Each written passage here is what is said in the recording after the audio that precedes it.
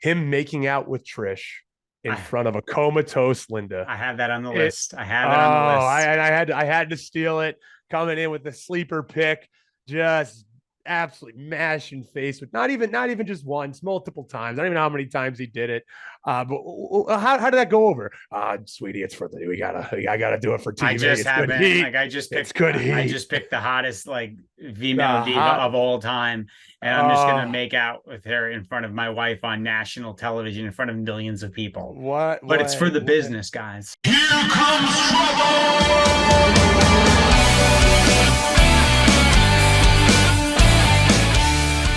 It's me. It's that N to the T to the G, rolling once again with that BT double B, Big Trouble with Bishop, taking up the whole screen. And I'm Nikki the Good, and we are the Meatpop Express, brother. And we're here for yet another jam-packed episode of excitement, of pure, unadulterated. What is it, Ben? What the hell are we, man? Sports entertainment. And we'll get into him later, I'm sure. Yes, we sure will. Big news. Speaking of big, man, we had a big weekend, Ben. We were all over the place. We were actually separated. We were separated as a tag team in the world of podcasting, in the world of media and professional wrestling with yourself. What did you get into this weekend?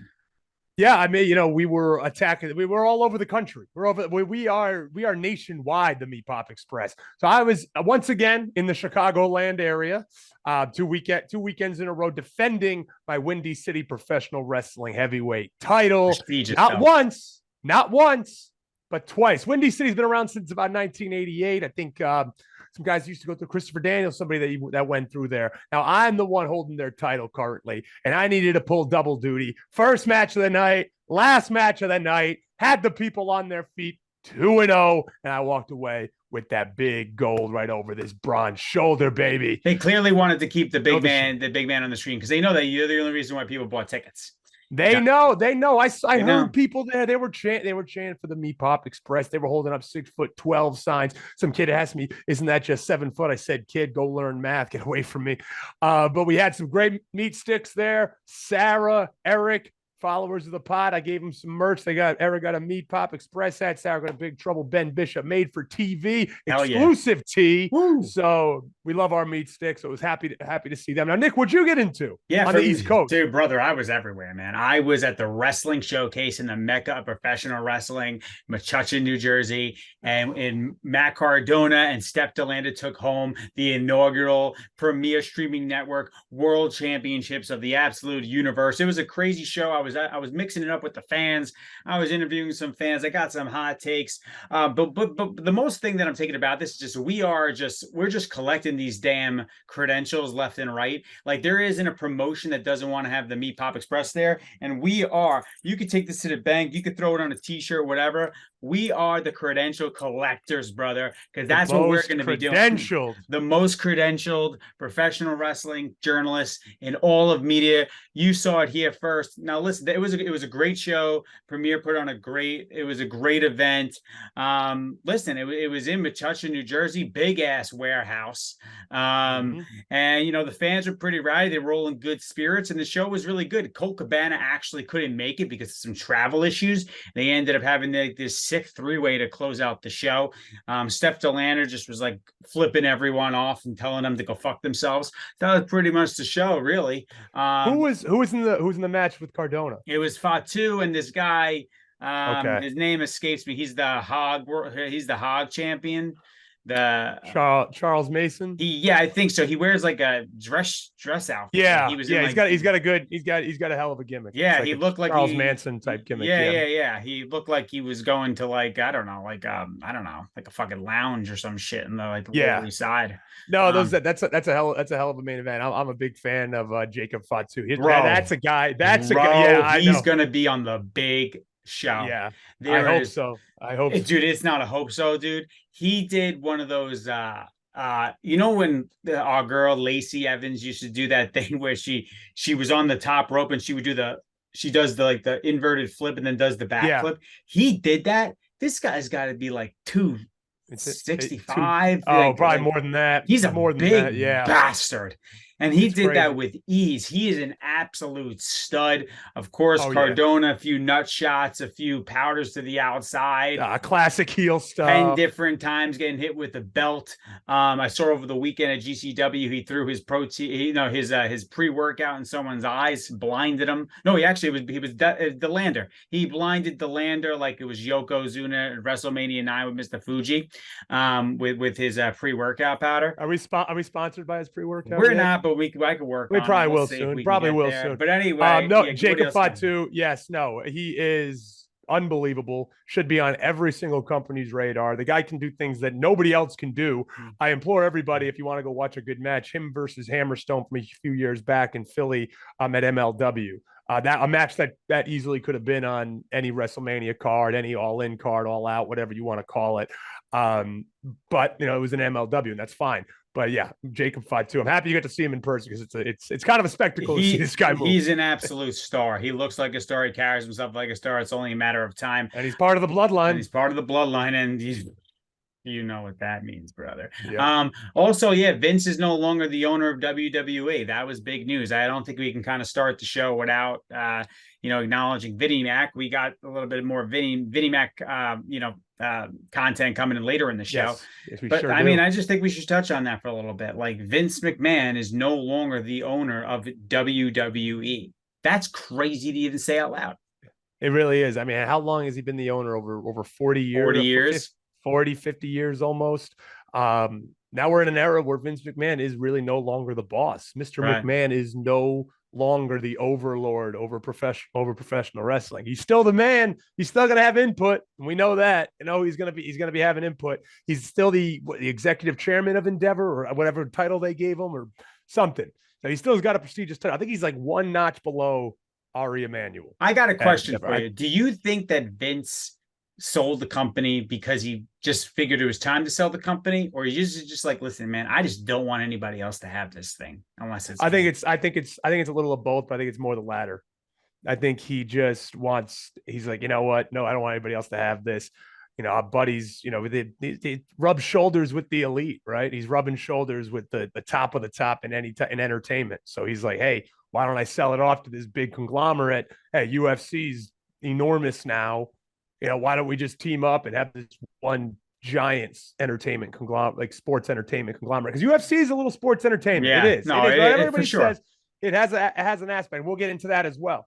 But yeah, I think Vince just eventually was just like, hey, you know what? Sell this off, sell it to somebody.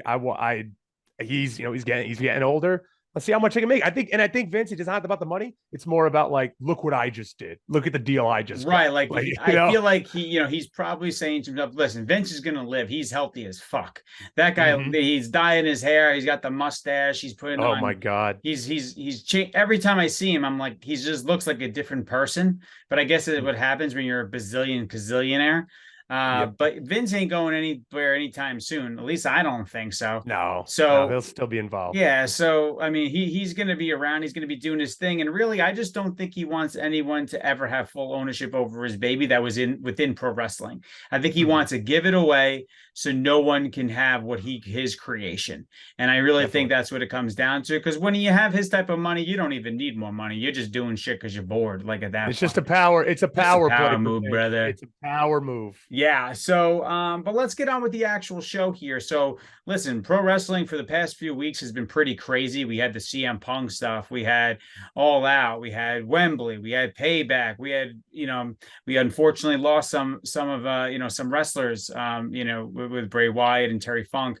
It was very crazy 2 weeks for wrestling, but I feel like that now we're at least like breathing a little bit, but we still got to come with the hot takes, Ben. We still got to come with these hot takes. So let's kick off the show with Takey to Hotty. It's where we talk about the hottest takes in pro wrestling, whether we see all them on the internet or they're our own hot takes. And Ben, as usual, tag you're in, hot tag.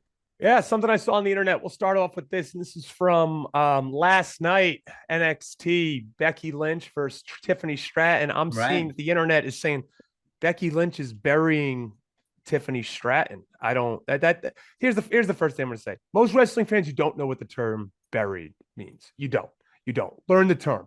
Just because you lose does not mean you're buried. Let's take a look at Tiffany Stratton. just look at Tiffany Stratton. Yes, You know, I have. There's nothing else. There's nothing else needs to be said. Any warm-blooded American male has looked at Tiffany Stratton. I've And looked some at her females, very I'm sure, too. closely, but I am So married. I just want to say that. exactly, yes. So We I'm are not. both- I'm so we're both Tiffany. happily married. So Tiffany, unfortunately for you, Sorry, Tiffy. Ben and I, Sorry. we are We're not off the market. we We're are off the not market. available. So sorry. But is she not, Nick? And we can confidently say, is she not the poster of what WWE wants? 100%. As a female talent, she is athletic. She's a college athlete, super athletic. Obviously, she's gorgeous. She's in incredible shape. So believe me when I tell you, Tiffany Stratton is not being buried by any means. WWE has big plans for Tiffany Stratton. Now, I don't have the insider knowledge of it, but I know for a fact, just looking at her and what she has done, and she was put in the ring with Becky, and she hung with Becky. That's huge. That's big. So give it time. Tiffany Stratton will be a big star within the next year or two. Yeah, man. I bigger than she already is. Bigger than she already listen, she's got charisma. She's got the look. You know, she like we said, she's everything you could possibly want from a WWE superstar. Listen, just look at her. She's not going anywhere. You're not going to bury her. If you're in the ring with Becky Lynch, you're probably not getting buried. You're probably in there for a reason. Okay. Like that's just the way it happens. Getting buried to me is like, and I'm not in the business, but it's like you just disappear or you just lose to someone who should absolutely not be losing to. Guess what? She shouldn't be beating Becky Lynch. Under no circumstances should she be beating Becky Lynch. Becky Lynch headlined the WrestleMania at WrestleMania 35, and she left with the title. So what are we talking about? She should, you know what would be crazy? If she beat Becky Lynch. Because you know what everyone would be saying? WWE is burying Becky Lynch. They're just kicking her to the curb. No. Shut your mouths. It's the right, it was the right move. Becky, a little more eyes on NXT. Becky Lynch is the champion now. She finished the story there. Now she's the last of that group to win the NXT title. It's fine. Tiffany Stratton ain't going nowhere. Yep. And for me, with the hot take, this may ruffle some feathers, but I'll say it. Ryback was right. Feed me more. The big guy was right. He came out this morning. I roll over in bed and I look at the old TikTok or the Instagram and I see a little reel with my man Ryback doing the old green screen gimmick with, retirement with the CM Punk picture in the background. And he starts off with the old bait and switch move where he starts off talking about thanking CM Punk for his career. And then the big man just drops it on us. And he's like, no. Clearly, I did not take 20 years off your career. Every place that you went, you were a problem. You were causing issues. And listen, I agree with Ryback here because listen, Ben, we're adults. We're not like some young, 18, 20-year-olds with a podcast. We're in our 30s and we have a thriving podcast. Okay. Right. And with that said, we know if in life, if you see a common denominator that has a problem with everybody else, chances are that person is the problem. And now that CM Punk is, I guess, out of wrestling again, I think we can say that maybe Ryback, I don't know the guy, I don't know the behind the scenes stuff, but I'm going to give the benefit of the doubt that CM Punk was not that easy to work with. I'm just going to say it. I think you're not really going out on a limb here, Nick. I've been one to say, and I've been open about it, that every interaction I've had with CM Punk, it's only been 2 times. It's been nothing but pleasant. Yeah. But again, I never worked with him. I never officially was working with him as a peer. So I don't know. I don't know what he's like to work with. There's a common denominator here, and we see what it is. And Punk's a big star, so he, and guess what? To get to the top of the mountain, you got to be like that to an extent. You have to. Yeah, but of course. But the big guy's been saying this now for about 10 years, and so I'm starting to think maybe the big guy has, maybe there's a little bit of weight to what he's saying now. Okay? I'm sure, and I've heard good things about Ryback as a person from other friends. Now, everyone has different opinions about Ryback, but there, like we said, there's smoke. Where there's smoke, there's fire, right? So there had to be something right, and he was saying it for years, but people didn't want to believe him because of the star power of CM Punk and because of the reputation. And Punk was also at the height of Punk at the time. Exactly. It wasn't like he was just involved with CM Punk around now, right? No, Punk was at the top of the mountain. Imagine trying to, like, Ryback, who was a top seller, everyone was chanting "feed me more," all that stuff throughout throughout the arenas. He still couldn't get past the fact that, when it comes to he said, she said, bottom line is CM Punk was in the conversation, and he was an absolute top guy, and that is indisputable. He was one of the biggest draws that they had in terms of like, hey, why are you coming to the arena? CM Punk. You looked in the crowd, you saw the best in the world shirts, just the way it was. But right now, I'm going to say Ryback was right. That's my hot take, and that's a spicy Ryback one. was right. And that's a spicy one. That's a t-shirt. That's a t-shirt. That is a t-shirt. He can have it though. Feed me more nutrition. Go get it. I've had it before. I've had the chocolate flavored protein. It's fantastic. Okay. Here we go. And and he uses monk fruit, brother. He doesn't use that sucralose bullshit. Wow. Say what other wrestling podcast folks are you getting this information Well, they from? don't use protein. They ain't that's for sure. No, that's what else you got, Ben? You got anything else? Yeah, I got one more thing I wanted to talk about. This was kind of a hot take-ish, but wanted to talk about it at least. Dana White, during the press conference for the big TKO stock market thing, we're not a business podcast, we're not going to get into all that, but Dana White shooting down the idea that there's going to be a lot of crossover between WWE and UFC fans. Because Lawrence Epstein, his COO of UFC, came out and said, we're hoping that UFC fans are going to tune into WWE. And, Dana, he's always keeping it real. He doesn't do the political BS. And he just said, Lawrence, love you, but I don't see that happen. Since the mid-2000s, when UFC really, really kind of picked up, you've seen a big drop-off in professional wrestling. You've seen a drop-off in interest in professional wrestling. It is the case, right? Because you used to, 10 million people watching. Sure. Watch now. Where'd they go? We're down. As Vince Russo would say, where did they go, bro? Where did the other 7 million people go, bro? Exactly. And here is my theory on it. And it's, again, this is not a go out on a limb theory, but UFC got popular. And now all those individuals who loved watching the Attitude Era, loved the violence, and the PG-13 bordering R rating, they're not getting that anymore from wrestling. No. But now they're tuning into characters like a Chuck Liddell and a Tito Ortiz and a Randy Couture and guys like that, who Dana White, taking a little bit from professional wrestling, turned these guys into characters. Now you got McGregor, you got McGregor and Rousey, and you got all these, and now, and then it continued to grow. And they gave them nicknames, and now it's like, this is now our wrestling, because now we know this is obviously a sport, and there's the real violence. So that's what they wanted. That's what a lot of the fans turned into. So I see what Dana's saying, and I almost agree with it. It might be difficult to see too much of a crossover unless you get guys like, which probably won't happen. You got guys like Brock Lesnar who are going to go over to UFC and make WWE look even more believable. Yeah. So if you have things like that, and we're seeing guys, maybe if Matt Riddle, whatever happens with him, but if we see a Matt Riddle go to UFC for a fight and cross promote, then maybe we'll see something and people will get back into it. But as of now, I agree with Dana. I don't see much crossover between the fan bases. Yeah, I mean, that I would agree with that. I think that the days of WWE being something that you got like the frat guys wanted to come out in droves, like you need a seismic shift to happen in the entire business, and it's not going to happen overnight.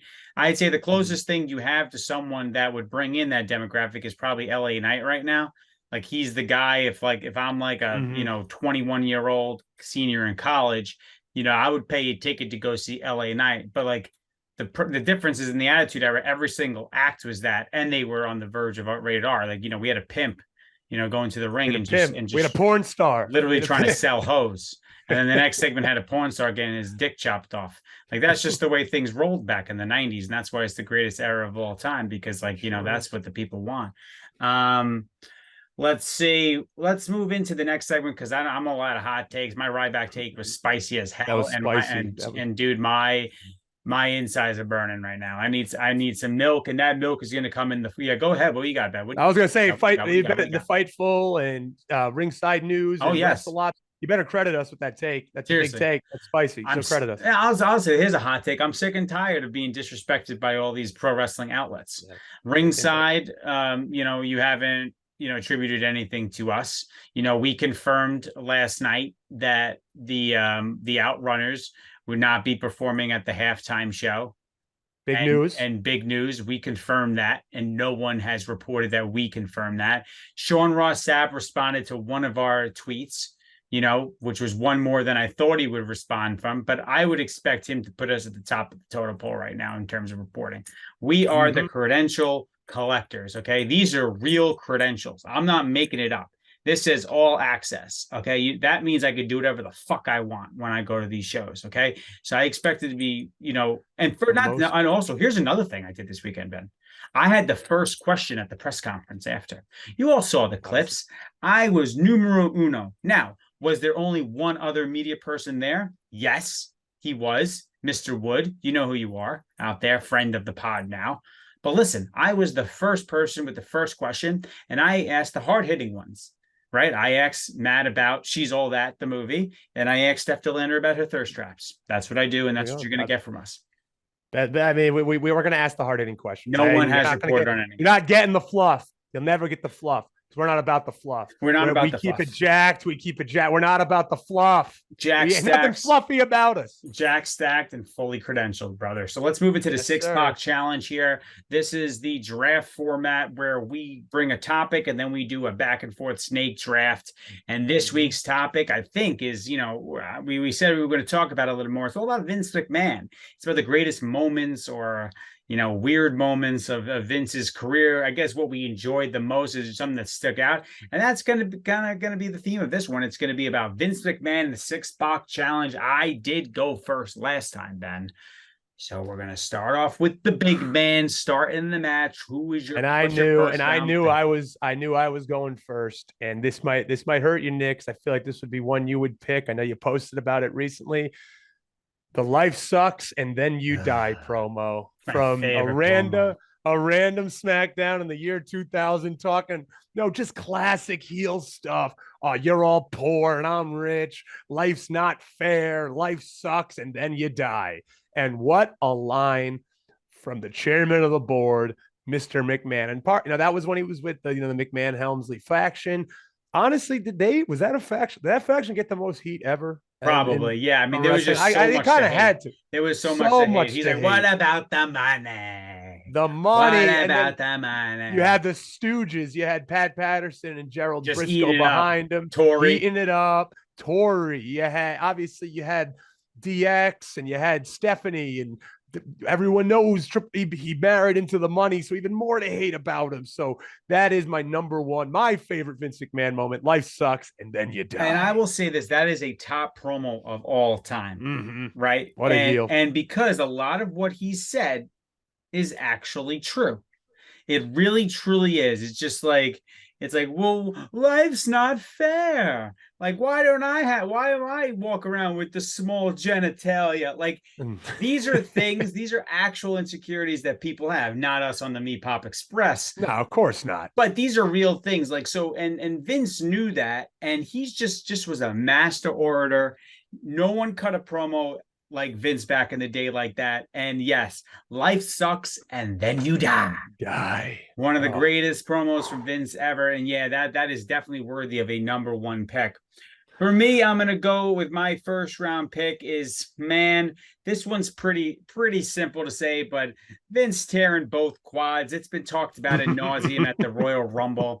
Like, if you're going to do it big, you do it Vinnie Mac big. You're not going to just tear one quad. You're going to tear both. Then he had to sit there in the ring, sitting down, probably just in a shit ton of pain. Like literally probably just has his blood just exploding through his leg. I've torn my pec major before, so I kind of know how that feels. It's got to be somewhat comparable, I imagine.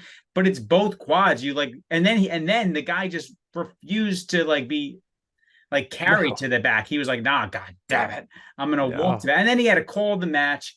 And it wasn't even supposed to happen. He should have never been out there. He was gassed up on the gear, brother. Oh, dude, yeah. His quads were just like, listen, you're in your 60s at that point? What are you, 60s, late 50s? I don't know. Your body's not supposed to be doing all that gear, dude. You're not supposed to be that big at that age. And he was like, his neck was just like popping out veins. Oh, he was pissed. He came down there. He was pissed and it showed. And then he tore both quads at the same time. Unbelievable. Triple H tore a quad. Shane McMahon tore a quad. It runs in the family. Steph, you're next. All right, Ben, what do you got for your second Careful, round Steph. Be careful. Be careful. pick? My second round pick. Now we know Vince. Vince did his thing as a pro wrestler. I know when exactly he was where out this is there. going. He did his thing.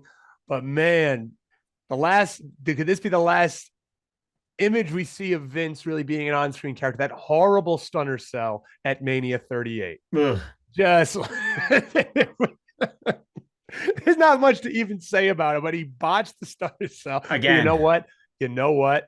That is what makes Vince Vince. And it worked. It almost worked. And it worked. And I bet you he went through Gorilla. He went through the curtain. Oh, it was such good shit, pal. Dude, if you look and everyone's agreeing with him. If you watch back at that stunner, you can see Austin just laugh because he's like, I can't believe we just botched. We did this again. And it was even worse than the one at the Garden, like by a million%. Oh, yeah. And then you can see when Austin goes up to do the beer smash, he goes, motherfucker. And he goes, he knew. He knew. And then Vince standing ovation in the back. Great job, Vinnie Mac. Unbelievable job. Everyone lined up. High just five. Lined up with the salutes, everything like that. Vince, thanks for saving the show. Thanks for the house. Thanks for the house, Vince.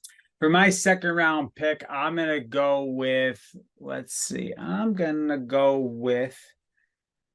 Vince. This was big for me because of the visual that this gave me of Vince. Because Vince, he oversold everything. Like there wasn't just like, oh, sell it really good. No, Vince went over the top to sell something. So for me, it's him joining the Kiss My Ass Club, but with Rikishi's ass. Like if you just watch that video, like they get it. The Rock gets his the back of his hair really winds up and then just and Vince is like and like legitimately like his nose was in Rikishi's asshole. We saw Big Quiche too. We saw Big Quiche. Close personal. We saw him up and close and personal. Like he has had Vince McMahon's nose in his ass. Like that's just a crazy thing to say out loud, but it actually happened. And Vince McMahon did that as a billionaire. So for me, you want to see how dedicated Vince is and how much he loves this business. He openly put his face into Rikishi's ass. He did and he wasn't holding back. That's the thing about Vince. There's the stories, Vince said, like, if I'm going to ask my talent to do certain things, I'm going to do it. I got to do it myself. That's right. He had people kissing his ass and he was like, you know what? I'm going to go bigger than everybody. Just like Vince always has. He went bigger and better and he put his face right in that giant ass of Rikishi. Oh, what an image. All right. Round 3. All right. My last pick this is just one of the biggest power plays of all time by Vince as an owner of a company. And I really got to know how this whole conversation went at the dinner table, but him making out with Trish in front of a comatose Linda. I have that on the list. I had to steal it, coming in with the sleeper pick, just absolutely mashing face with not even just once, multiple times. I don't even know how many times he did it. But how did that go over? Sweetie, it's for I gotta do it for TV. I just picked the hottest female diva of all time, and I'm just gonna make out with her in front of my wife on national television in front of millions of people. But it's for the business, guys. And he's as us little kids, we're thinking about Vince is the absolute man. We're just watching that like, what a legend. So that rounds out my list. Him just mashing face, playing tonsil hockey with Trish right in front of his wife. I'm more interested in like how he pitches the storyline. Like that's it. Like, hey, like Trish, like you're gonna make out with Vince tonight. Like, does he actually tell her that, or does the writer tell her that? And it's not just gonna be a kiss. It's going to be like the sloppiest, most aggressive kiss of all time. And it's going to be from the Vinnie Mac daddy, the genetic jackhammer, brother. Genetic jackhammer. Yeah. All right, Nick, finish this off here. Finish this off. Third round pick. I'm going to say Vince orchestrates an entire plan to abduct his own daughter. To position himself as essentially like the higher power, I believe. So and then he had his daughter put on a cross to be crucified. So that will be my third round pick for Vince McMahon, is that he wrote an actual storyline in which his daughter was abducted, where a Undertaker cross was lit on fire in front of on his front lawn in Connecticut, and he had his own daughter abducted. And why? Just to get back at Stone Cold Steve Austin. That's what this all was. That's what the whole thing was about. It had nothing to do with anything, but just to make sure that Stone Cold Steve Austin was not the WWF champion. He truly would do anything. Genius. The guy would do. He would do anything that he would have duffed his own daughter. Any honorable mentions for Vinnie Mac? I mean, running through. I mean, the genetic jackhammer stuff was just absolutely hysterical. I loved everything with the kiss my ass club, making everybody kiss his ass. On the other end of it, the Battle of the Billionaires was a great. It was you bringing the Donald, all time match, shaved his head, moment, literally shaved his head. Shaved his head bald like he did. He would do anything. He would do anything. He booked himself to win the Royal Rumble. Yep, of course. So yeah. That's pretty stuff. 99. Yeah, that's pretty incredible. He did Stand Back, the famous clip of him doing the old dance from back in the 80s. And then also just fooling his father into selling him the company so that he could just destroy all the territories and create the WWE. I think that was pretty sweet. But yeah, so that segment is over. And speaking of over, we're going to go into the next segment, which is actually over. Actually over is where we talk about things that happened throughout the week that really stood out to us, that really got us to pop at home because they were actually over, not some dumb mark like, oh, that guy's so over. No, these are actually over, brother. Just like us in the shades, we're over. So Ben, as usual, Big Trouble. Yep. Yeah, you're in. Let's run down the top 5 I got and run it down from number 5. Jade Cargill's back. Nobody looks more like a star in AW wrestling. Jade Cargill. That's just a fact, Jack. Can't argue it. She does. Look at her coming out there. She's dressed up. Looks like $1 trillion. Jade Cargill is now back in AW. Number 4, Dominic Mysterio's heat. That's over as hell. And the marks they want to talk about, they turned the mic down and they pumped in the heat. No, he's getting the heat. Yes. We're watching the people stand Shut up, up, you dumb marks. They're booing him. They're standing on the seats, booing him. He's getting the heat. Stop with this conspiracy theory, turning the mics down and turning the crowd noise up. Stop. Just enjoy the product. Mommy is obviously over. Jey Uso, he's infatuated with the thought that Rhea's a fan of his. And obviously, we're big fans of Jey as well, and he's probably really excited about that. At number 2, Samoa Joe being used to the best of his ability. The guy can talk. He's a killer. He's believable. And now I'm happy that he's going to be in the main event wrestling for I believe it's for the World Championship. I think that was the Eliminator tournament on Collision. He beat Penta. So now he's in the finals he has to go against Roderick Strong first, but I'm sure we'll see where that goes. And I think I have a good idea who's going over. And then at number 1, and this was the greatest thing that popped me, and I put this on Twitter already, and we need to put it on the pod. Nick, a little bit more work for you. Sorry. But the TKO Vince McMahon picture with him with the mustache, with the shadow behind him and the jet black hair. Oh my God. I was laughing. I was looking at that and I could not stop laughing. That is one of the most unbelievable pictures of all time. Just looking at leaning forward. He was big stash, slick back black hair, just jet black. Like opacity to 100 in Photoshop, just like clone tool in, using every tool under the sun to make this guy look like he's 50.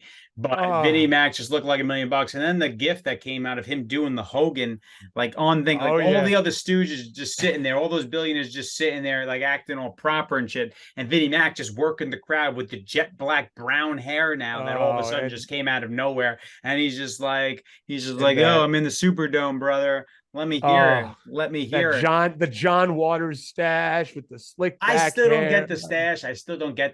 But it's it's because he can. I guess just because he fucking can. Maybe we should come on one day and get some stashes. I don't know. Maybe I grow a horrible stash. I'm fooling around with a little beard right now. Yeah, it looks good. Like little 5 o'clock, little rough. Yeah, I got a good beard. I don't have patches. I got good. That's good. Yeah, good genetics when it comes to the facial stuff like that, right? 38 years old, looking pretty good with the damn shades on. Anyway.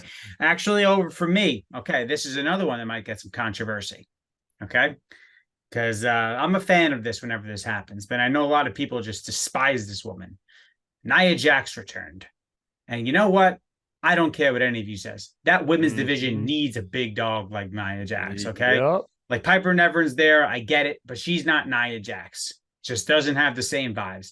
Nia Jax has actual heat with the audience for whatever reason they think they know, right? Even though she was she was in Charlotte's wedding, by the way. She was a bridesmaid. So you can put that to rest with the whole she was feuding with Charlotte. She was in her wedding. Shut up. She also looks good. She also lost some weight. She's been putting in the work. You can tell. I've been following her. I follow her on Instagram. She's been putting in the work to make sure that, get herself healthy. And I think it showed. You could clearly tell a difference, like, with her. She's a big girl. She knows it. She's like damn near 6 feet tall. But I thought she looked great. And guess what? That's what Rhea Ripley needs. Rhea Ripley doesn't need people that she could just stomp on and destroy, and it's not believable for them to beat us. Like Candice LeRae is not going to come in and like go toe to toe with Rhea Ripley. You need someone like Nia Jax. You need someone bigger than Rhea Ripley, and Nia Jax fits the damn bill. Okay, and she also has bloodline ties. So you never know. You never know. No, this whole thing. Oh, she stinks. She's not good in the ring. You know what? She's big. She looks the part, and she poses an actual threat, like you said, to Rhea Ripley, a real credible threat. It's like, oh, she hurts the girls. Well, listen, again, I never taken a bump. I don't know what's safe and what's not. I really don't. But what I do know is that she's legitimately like way bigger than these girls. Like I'm sorry, but like, something's gonna happen, relax, everyone. Like, she's like, when Brock Lesnar is throwing Johnny Gargano around the ring, no one's like, he's reckless. No, everyone's like, look at Brock, he's Suplex City, bitch. But when Nia Jax does it and something happens, everyone's like, she's unsafe, fire her. Screw you, dude. Yep. People should keep their jobs. That doesn't just include pro wrestlers. And two things on that point is she hurt Becky Lynch. Obviously, you never want to hurt anybody. Made her career. To be safe. Made her career. Got her as over as possible. But then the other thing I know for an absolute fact that Nia Jax has been putting in the work. So let's see how she does. Let's see. She's been not just in the weight room, not just getting herself in better shape, but also in ring work. She's been putting in that work as well. I know for an absolute fact that she has, not revealing any sources, but I know that she has. So let's see. Maybe she took the time to get a little bit better. And she could be a mainstay in that women's division. Yep. And the other thing that's actually over to me is my boy Ricky Starks with this line during his promo. He goes, I've graduated from now being hungry to now being greedy. And also in that promo, you notice that him and Big Bill are dressing alike now. Big Bill comes out with the black slacks on and like the little, like the cutoff of like, those high-end Hawaiian shirts. I like the presentation they got going there. And that's what you need. Ricky Starks is so damn over, and he's so young, and he's just like, to me, he's a guy that's gonna have that title one day. He's so over for Jesus Christ, for AEW, that like, and he's in a feud with Bryan Danielson, and this is exactly where we need to get. They had the crazy strap match at All Out. I was there. It was brutal. And now they're continuing the story. That whole thing is over to me. I finally think that AEW, they're over right now, getting the Punk news in the rear view mirror, and they're moving forward. Samoa Joe in a primetime spot, Ricky Starks in a primetime spot. They're using the guys that they got to get them over and to put them in the forefront. That's over to me. Ben, anything else, or can we move on to the most?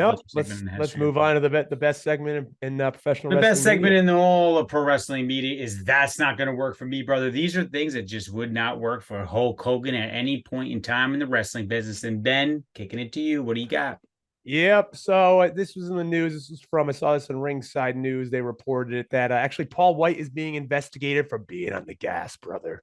He's being investigated right now. We're in the year 2023, and someone's still being investigated. And it was something when he was back in WWE, and they're investigating with his biogenesis thing, whatever, this dumb gimmick. He's a giant. You know what? He's a giant, and it's professional wrestling. Let's get over it. If he's doing it safely, and he's doing it through doctors, whatever. Let the guy rock. He's a big guy. Believe me, it's hard to keep up an aesthetic as a big guy, and he's extremely big. So he's trying to keep up an aesthetic. He's trying to lengthen his career. So how about we just let him be? And Hulkster, he wouldn't play that. Remember the 92 steroid trials, Hulk on the stand. He's not this. You know what? We're trying to get our looks across. We're trying to get our looks across. We want to be larger than life. We're trying to sell something here. I'm making the most money for this damn company in the history of this damn company. Let us do what we want. If we're doing it safely, it's under doctor's orders, that's fine. So all this investigation over the gas, over the gear, over the juice, That ain't gonna work for me, brother. If he's taking like 1,000 milligrams or cc's or whatever the fuck that shit is of like tren, okay, I get it. Maybe we should investigate that a little bit, but I don't think that's the case. Listen, No. let the big guy just do what he wants. He's a big bastard. It's not that easy. I can't imagine being that size at that age. We have to take in all those bumps, all those careers. Give the guy some slack and just relax, everybody. Let the guy enjoy his life. It's the glory days right now for old Paul White over there. For me, so I go back to my credential event at the Wrestling Showcase, and I know that the Hulkster has been sober now. He's looking good. He's looking lean. He hasn't been drinking. But there were no vodka seltzers at this event. There was no booze at this event. Your boy at some point was like, man, I need to, take this from 0 to 60. And I was basically just like sipping like, Monster energy drinks. That's not going to work for me, brother. If you want the Meatpop Express to be there, man, at an indie show, you got to give me something. You got to give me some Trulies. You got to give me some High Noons, some White Claws, whatever it may be, man. I got to get it pumping through the veins. That's not going to work for me, brother, because I went there and I was thirsty. And I was thirsty and I was not planning on just drinking straight up vitamin waters. Okay. So it caught me by surprise. But anyway, if we're coming to an indie show, let's let the Meatpop Express know, especially the small guy, me.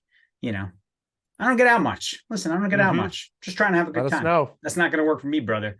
Let us know. But let's get our shit into, Ben. So let's finish off the show here with get our shit in. Let's plug the shit out of ourselves and also anything else we got going on. All right. So I'll start it off this weekend. Tomorrow, I'm going back to my old stomping grounds, Burlington, Vermont. Former UVM men's basketball player. We got a big show. First Friday night, we have one in Rutland, Vermont, about an hour and a half south of Burlington. But Saturday night, the big show, the main event is old BT Double B, Big Trouble Ben Bishop, the one you come to see, the one made for TV. Meat popping, jaw dropping, never jobbing. And I'm facing off against former Impact Wrestling champion Steve Macklin. Steve Macklin, friend of the show. Deanna Perrazzo, they're married, friend of the show. So we're gonna have, we know each other. I'm looking forward to this match. It's a good test for old Big Trouble here, going against one of the top stars in Impact. So can't wait for that one. So that's this weekend, September 15th in Rutland, September 16th in Burlington, Vermont. If any meat sticks, if any of you are up in Burlington, Vermont, you're up that way, come catch the show. World of Hurt Wrestling. Going to be a hell of a show. 7daytickets.com to get your tickets for that. Hell yeah, man. For me, I think that there's a show coming to New Jersey again. I think it might be a Creative Pro show. If that's the case, if my wife allows me to go, I will be there, of course, to make sure that I'm bringing in the hard-hitting journalism. But this is important. This get my shit in is important because, listen, we've got momentum here. Okay. This show, we are resonating. We're hearing you guys. You guys are asking about merch. You're asking about, hey, are you on Apple and Spotify? I'll let you know right now. At the time of this recording, we are on Spotify, 100%. I just looked it up. Apple, still working on that sumbitch. It's giving me issues, but I don't know why, but I'm going to figure it out. Hopefully by the time this drops that it's up and it's on Apple. But listen, we need your support. We need you to review us wherever the hell you can review us. Whether it's if we're on Apple, review us there. If we're on Spotify and they take reviews, review us there. Make sure that you're subscribing on YouTube. Make sure you're leaving comments on all of our videos. And we're going to try and bring more and more. If you guys want to see something, you want to see more of the Meatpop Express, let us know. Also, if you're a pro wrestler, if you have a promotion and you want just the most entertaining guys to help level up your show, friggin' invite us. We'll show up. Ask Premier Streaming Network what happened when one half of the Meatpop Express. They didn't even get the whole act. Okay, they didn't even get the attraction. Ben's 6'12". He's 15% of a metric ton. What the hell are we doing here? Like he wasn't even there. Like people couldn't even see me in the damn crowd, but I was there and I was entertaining and I was asking the people the damn questions they want to be answered. So make sure you follow us everywhere. We are officially everywhere at Meatpop Express. Please follow us there. Follow Ben at Big Trouble BB everywhere. Follow me at Nikki the Good everywhere. Follow us. Let's keep growing this thing. Let's bring it to the next level. And Ben, I'm exhausted. That was a long dialogue I just gave. You got anything else? That was a good one. Nothing else for the sign off line. Keep it positive, keep it trucking, and keep the shades on because the sun never sets on a cool guy. And for me, later, Marks.